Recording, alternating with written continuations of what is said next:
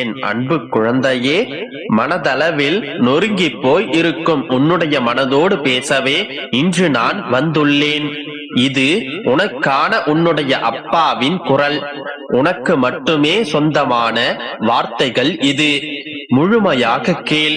மனதிற்கு ஆறுதலுடனும் நம்பிக்கையும் தைரியமும் உன்னுடைய வாழ்க்கையின் மீது உனக்கு வரும்.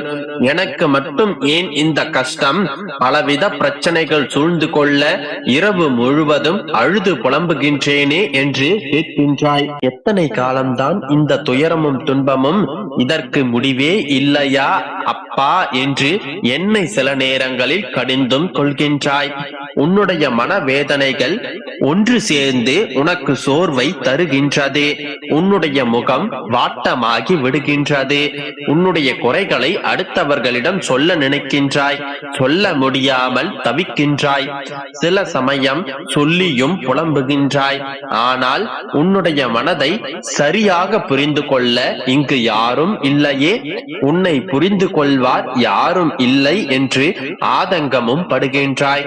உன்னுடைய உதவிக்கும் உன்னை புரிந்து கொள்வதற்கும் என்னுடைய மகளே நான் ஒருவன் இருக்கின்றேன்.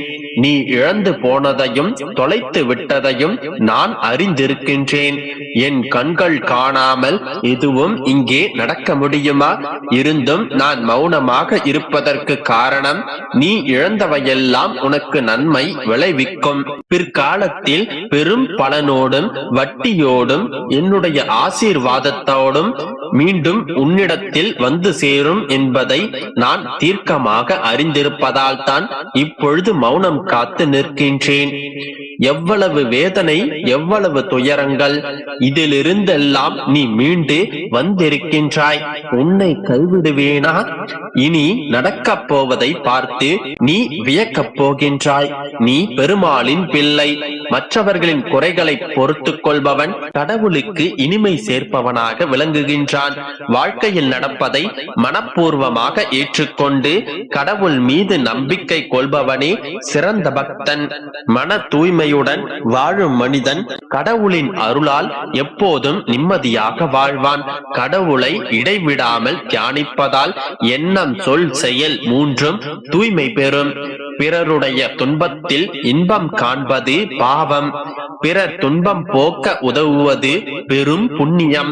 இப்பொழுது நான் சொன்ன இத்தனை நற்குணங்களும் என் பிள்ளையான உன்னிடம் குறையாமல் இருக்கின்றது. நீ நல்ல பிள்ளையாக இருக்கும் பட்சத்தில் ஒரு தகப்பனாக உனக்கு வேண்டியவற்றை செய்து கொடுப்பது என்னுடைய பொறுப்பு. என்னுடைய கடமைகளிலிருந்து நான் என்றும் தவறிவிட மாட்டேன்.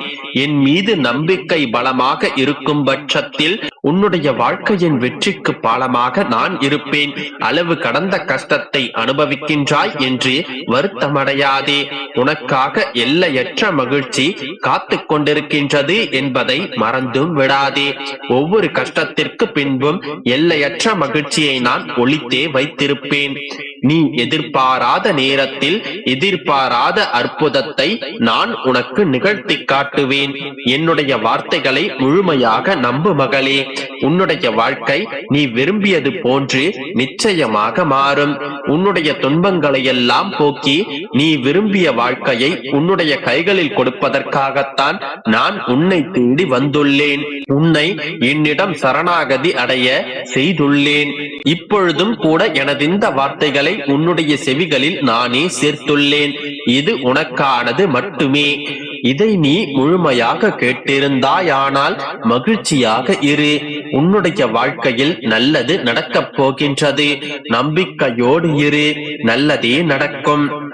என் அன்பு குழந்தையே, உன்னுடைய வாழ்க்கை இன்று மாறும், நாளை மாறும் என்று காத்திருந்து காத்திருந்து மனம் வெறுத்து விட்டாய்.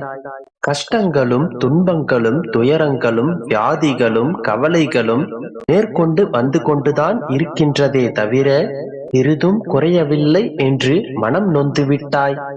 ஒரு நாள் வலியோடும் ஒரு நாள் வறுமையோடும் உன்னுடைய வாழ்க்கையை வேண்டா வெறுப்பாக கடத்தி கொண்டிருக்கின்றாய். என் அன்பு குழந்தையே, இந்த நிலையில் தான் நீ தெளிந்த நீரோடையை போன்று இருக்க வேண்டும். மனதை போட்டு குழப்பிக் கொண்டிருக்காமல் தெளிவாக இரு. நீ கிடைக்கவில்லை என்று ஏங்கிக் கொண்டிருக்கும் விஷயங்கள் ஒரு வண்ணத்து பூச்சியை போல அதை பிடிக்க முயற்சி செய்தால் அது பிடிக்க முடியாமல் பறந்து கொண்டேதான் சென்று கொண்டிருக்கும். ஆனால் பேசாமல் அமைதியாக உட்கார்ந்து பார், அது உன்னை தேடி வந்து உன் கையில் அமரும். அதனால் நீ எதற்கும் கவலைப்படாமல் அமைதியாக இரு. உன்னுடைய மகிழ்ச்சி உன்னை தேடி வந்து சேரும். நீ நினைப்பது நலமானால் உனக்கு நடப்பதும் நலமாக அமையும். தொட்டு கெட்டவன் இந்திரன், தொடாமல் கெட்டவன் ராவணன், சொல்லி கெட்டவர் விஸ்வாமித்திரர், சொல்லாமல் கெட்டவன் ஹரிச்சந்திரன், கொடுத்து கெட்டவன் கர்ணன், கொடாமல் கெட்டவன் துரியோதனன். இந்த உலகத்தில் நீ எதை செய்தாலும் உன்னை கெட்டவன் என்று இந்த உலகம் தூற்றும். அதனால் உனக்கு பிடித்த வாழ்க்கையை யாரையும் காயப்படுத்தாமல் சந்தோஷமாக வாழ். உன்னுடைய செயலும் சொல்லும் யாரையும் காயப்படுத்தாதவரை உனக்கு எந்த பிரச்சனையும் வராது. பெருமாளே கதி என்று என்னுடைய பாதங்களை சரணடைந்த பிறகு இனி உனக்கு எந்த கவலையும் பயமும் தேவையில்லை. எல்லாவற்றையும் என்னிடம் ஒப்படைத்து விடு. எல்லாவற்றையும் நான் பார்த்துக் கொள்கிறேன். சிலையாக பார்ப்பவர்களுக்கு நான் சிலைதான், கலையாக பார்ப்பவர்களுக்கு நான் கலைதான். இறை என்றோருக்கு நான் இறையை தருவேன். அவர்களை அன்பால் சிறை கொண்டு அவர்களை ஆள்வேன். வானமும் பூமியும் அழிந்து போகலாம், ஆனால் நான் உனக்கு கொடுக்கும் வாக்கு என்றும் அழிந்து போகாது. எப்போதும் என்னுடைய கைக்குள்தான் உன்னுடைய வாழ்க்கையும் நீயும். ஒரு நாளும் உன்னை கைவிடவும் மாட்டேன், உன்னுடைய கையையும் விடமாட்டேன். நீ எதை நினைத்தும் கலங்காதே, தைரியமாக இரு. சவாலான காரியங்களில் துணிந்து இறங்கு. உன்னை வழிநடத்துவது எம்பெருமான் ஏழுமலையான் என்பதை எப்போதும் மறவாதே. பிரச்சனைகளை எதிர்கொள்ளும் போது பிரச்சனைகளை பற்றி வந்து என்னிடம் சொல்லாதே. அந்த பிரச்சனையிடம் சொல், உன் பின்னே இருப்பது நான் என்று. முடியவில்லை என்று வாழ்க்கையை வெறுக்காதே.